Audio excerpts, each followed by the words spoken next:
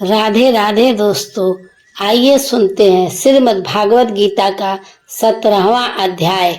अर्जुन बोले, हे कृष्ण, जो मनुष्य शास्त्रीय विधि को न जानकर श्रद्धा पूर्वक यजन पूजन करते हैं, उनकी श्रद्धा सात्विक होती है अथवा राजसी या तामसी। भगवान बोले, मनुष्य के स्वभाव से उत्पन्न होने वाली श्रद्धा सात्विक, राजसी और तामसी ऐसे 3 प्रकार की होती है। वह स्वभावजा श्रद्धा 3 प्रकार की होती है।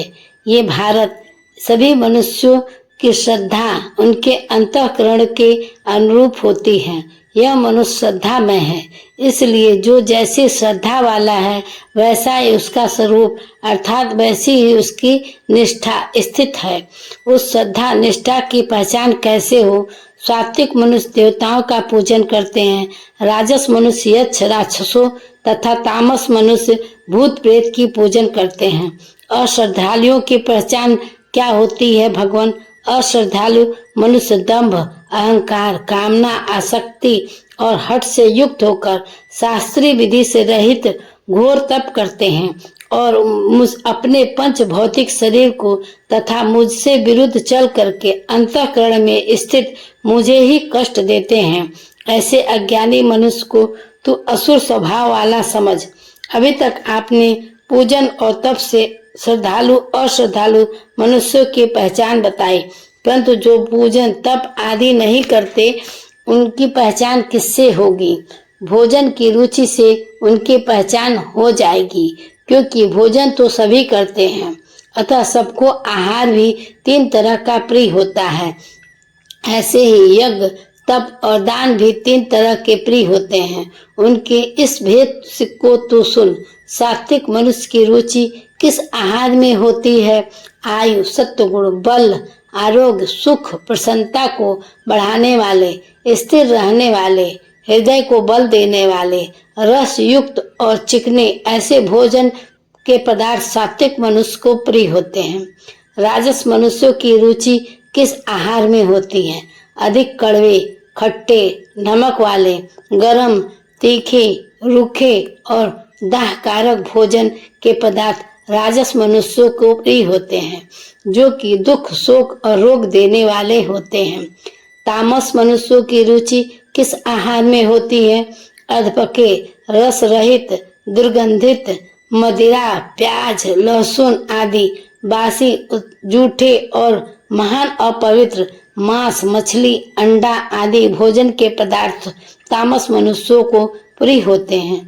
अभी आपने यज्ञ, तप और दान के भी 3 भेद सुनने की आज्ञा दी है, अतः यह बताइए कि यज्ञ 3 प्रकार के कैसे होते हैं? यज्ञ करना कर्तव्य है। इस तरह मन को समाधान संतुष्ट करके फलेच्छा रहित मनुष्य के द्वारा शास्त्रीय विधि के अनुसार जो यज्ञ किया जाता है वो सात्विक होता है। राजस यज्ञ कैसे होते हैं भगवान? हे भरत श्रेष्ठ अर्जुन, जो यज्ञ फल की इच्छा से अर्थात अपने स्वार्थ के लिए किया जाए अथवा केवल लोगों को दिखाने के लिए किया जाए उसको तू राजस समझ। तामस यज्ञ कैसे होते हैं? जो यज्ञ शास्त्रीय विधि से हीन, अन्न दान से रहित, बिना मंत्र के, बिना दक्षिणा के और बिना श्रद्धा से किया जाता है उसको तामस कहलाता है। भगवान अब यह बताइए कि तप कितने प्रकार के होते हैं? तप 3 प्रकार के होते हैं, शारीरिक, वाणी और मन का। देवता, ब्राह्मण, गुरुजन और जीव मुक्त महापुरुषों का पूजन करना, जल, मिट्टी आदि से शरीर को पवित्र रखना, शारीरिक क्रियाओं को सीधी सरल रखना अर्थात ऐंठ अकड़ न रखना, ब्रह्मचर्य का पालन करना और शरीर से किसी को भी किसी तरह का कष्ट न देना, यह शरीर का तप होता है। वाणी का तप कैसे होता है? उद्वेग न करने वाले, सत्य, प्रिय और हितकारक वचन बोलना, स्वाध्याय करना और अभ्यास, नाम जप आदि करना, यह वाणी तप होता है। मन का तप कैसे होता है?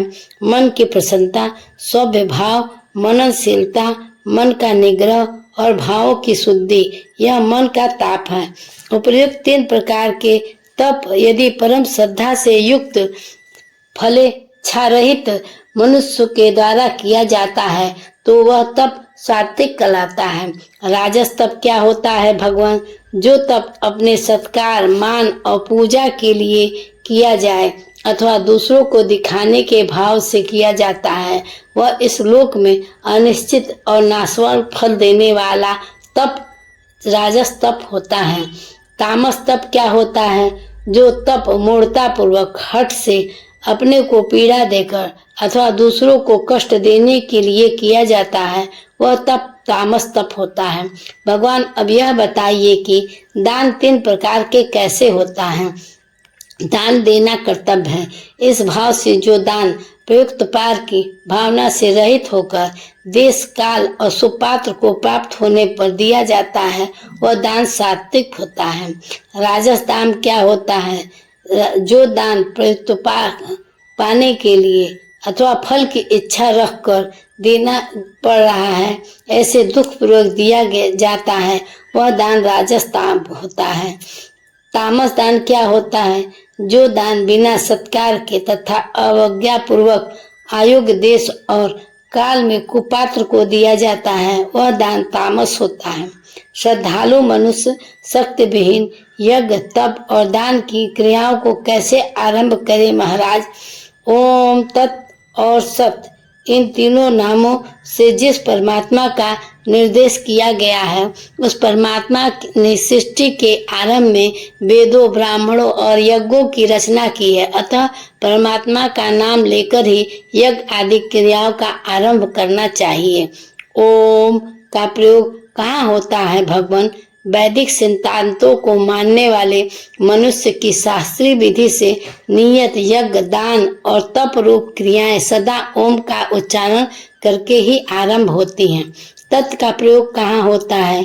तत् नाम से कहे जाने वाले परमात्मा के लिए सब कुछ ऐसा है मानकर मुक्ति चाहने वाले मनुष्यों के द्वारा फल की इच्छा से रहित होकर अनेक प्रकार के यज्ञ, तप और दान रूप क्रियाएं की जाती हैं। सत्य का प्रयोग कहाँ होता है?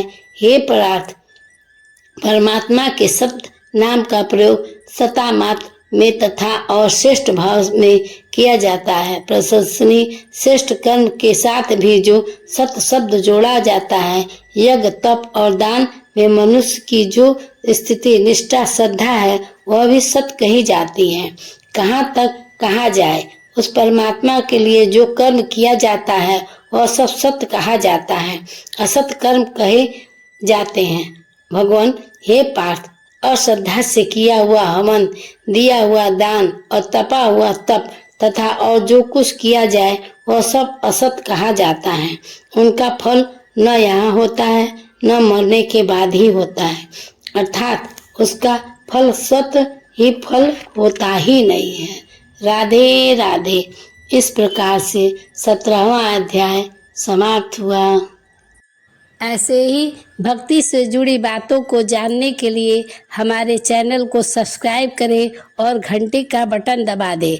अगर वीडियो पसंद आए तो उसे लाइक जरूर करें। बाबा भोलेनाथ की कृपा दृष्टि आप पर सदैव बनी रहे। हर हर महादेव की जय।